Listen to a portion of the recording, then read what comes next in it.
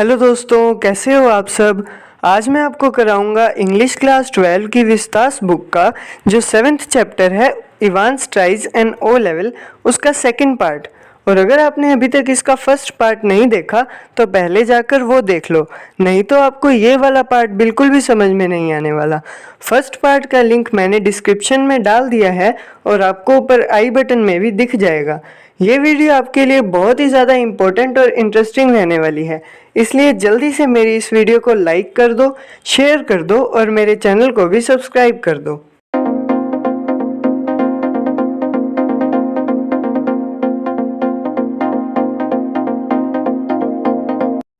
अब तक हमने देखा था कि इवेंट्स का पेपर ख़त्म होने से पहले जैक्सन के पास गवर्नर की एक कॉल आती है जिसमें वो कहते हैं कि एग्ज़ाम ख़त्म होने के बाद स्टीफन मैक्लेरी को बाहर तक छोड़कर आएगा। और ये बात जब जैक्सन स्टीफन को बताता है तो स्टीफन काफ़ी खुश हो जाता है कि गवर्नर ने उसे इतनी बड़ी रिस्पॉन्सिबिलिटी दी है। इसके बाद जब एग्ज़ाम ख़त्म हो जाता है और मैक्लेरी बाहर आता है तो वो थोड़ा बदला बदला सा लग रहा था और मैक्लेरी का जो कोट था वो अब काफ़ी लंबा भी लग रहा था, वो पहले से काफ़ी पतला भी लग रहा था। लेकिन फिर भी स्टीफन मैक्लेरी को बाहर छोड़कर आ जाता है। फिर उसे छोड़ने के बाद स्टीफन इवेंट्स को चेक करने के लिए एक बार वापस अंदर जाता है और फिर जब वो वहाँ पर पहुँच जाता है तभी स्टोरी में एक नया ट्विस्ट आ जाता है। वहाँ पर एक आदमी बुरी हालत में पड़ा था और उसके शरीर में से बहुत ही ज़्यादा खून भी बह रहा था। उसने मैक्लेरी वाले कपड़े पहने हुए थे और उसके बाल भी छोटे छोटे थे। और फर्स्ट पार्ट में मैंने आपको बताया था कि इवेंट्स के बाल छोटे नहीं थे जबकि काफ़ी ज़्यादा बड़े हुए थे। ये देखकर स्टीफन सोचता है कि जस्ट अभी मैंने मैक्लेरी को बाहर तक छोड़ा है और ये यहाँ मेरे सामने कैसे है। इसके बाद स्टीफन जल्दी से गवर्नर के पास जाता है और उसे बताता है कि मैक्लेरी सेल के अंदर बुरी हालत में पड़ा है और उसके पूरे शरीर से काफ़ी ज़्यादा खून भी बह रहा है। फिर वो सब लोग मैक्लेरी के पास जाते हैं और उससे पूछते हैं कि ये सब कैसे हुआ और तुम्हें इवांस ने इतना कैसे मारा। तो वो बोलता है कि जल्दी से मुझे क्वेश्चन पेपर दे दो, मैं बिल्कुल ठीक हूँ, मुझे कुछ नहीं हुआ है, तुम बस मुझे क्वेश्चन पेपर दे दो, मैं जानता हूँ कि इवांस यहाँ से कहाँ भाग कर गया है।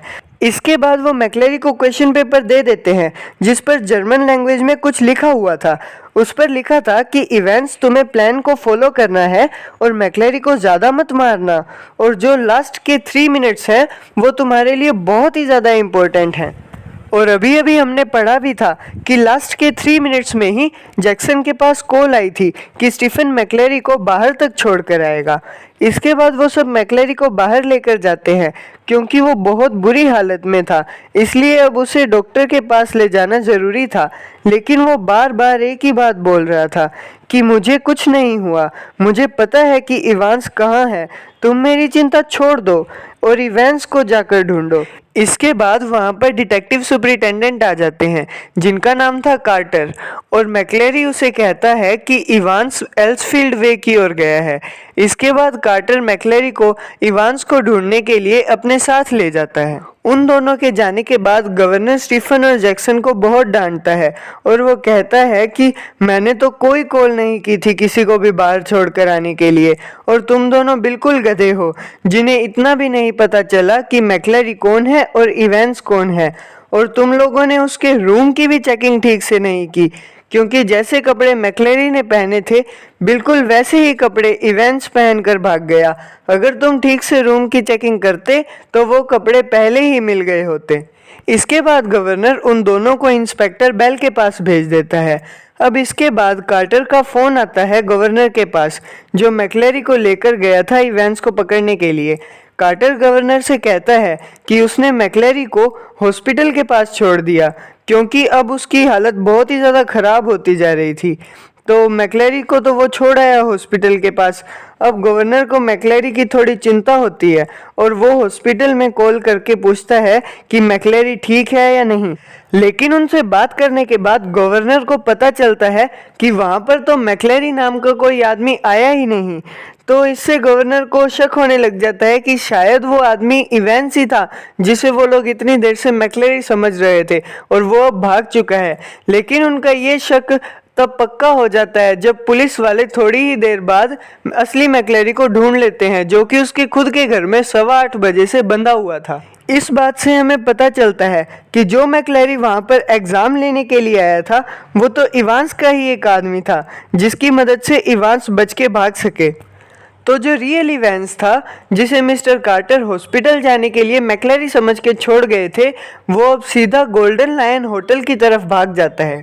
तो अब उस होटल में जाने के बाद जैसे ही इवेंट्स अपने रूम का डोर ओपन करता है तो उसे एक बहुत बड़ा झटका लगता है, क्योंकि उसके सामने खड़े थे गवर्नर, जिन्होंने वहां इवान से पहले जाकर ही उसके सारे मास्टर प्लान की ऐसी तैसी करके रख दी। गवर्नर ने करेक्शन स्लिप में लिखे एक वर्ड को देखकर पता लगाया कि इवेंट्स इस होटल में आएगा, जिस पे गोल्डनन लिखा हुआ था, और उसमें जो इंडेक्स नंबर लिखा था उसकी मदद से गवर्नर ने इवेंट्स का रूम नंबर भी पता लगा लिया। इसके बाद वो दोनों आपस में नॉर्मल बातें करते हैं और गवर्नर इवेंट्स से पूछता है कि तुमने इतना सारा मास्टर प्लान आखिर किया कैसे, और जो तुम्हारी बॉडी पर उस टाइम ब्लड लगा हुआ था वो कहाँ से आया। तो इवेंट्स गवर्नर को बताता है कि उसने इतना सारा ब्लड पाइप्स वाली ट्यूब के अंदर से लिया था, जो कि नकली मैक्लेरी अपने साथ लाया था, और उसने जो भागने का प्लान बनाया वो उसने अपने एक फ्रेंड की हेल्प से बनाया था, जो कि उसे जर्मन पढ़ाने आता था।